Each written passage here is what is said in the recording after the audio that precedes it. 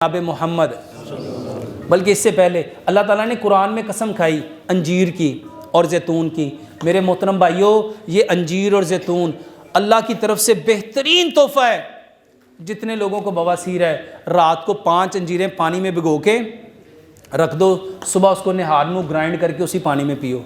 और इसके साथ मेरे मोहतरम भाइयों 2 दवाइयाँ और बनाओ। पहली दवाई, घर का बना हुआ गाय के दूध का दही, घर का बना हुआ गाय के दूध का दही आधा पाव, उसमें 2 चम्मच इसबगोल का छिलका मिलाओ, 2 चम्मच उसमें गुड़ मिलाओ और 2 चम्मच उसमें जैतून का तेल मिलाओ। मेरे मोहतरम भाइयों, उसको अच्छी तरह शेक कर लो, मिक्स कर लो। सुबह भी और दोपहर भी 10 से 15 दिन लगातार इस्तेमाल करो, बवासीर का बेहतरीन इलाज।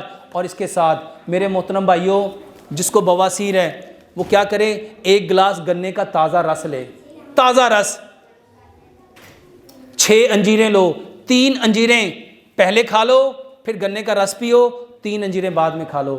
दोपहर के वक्त 10 दिन लगातार ये करो, इंशाअल्लाह ज़िंदगी में कभी बवासीर नहीं होगी। एलर्जी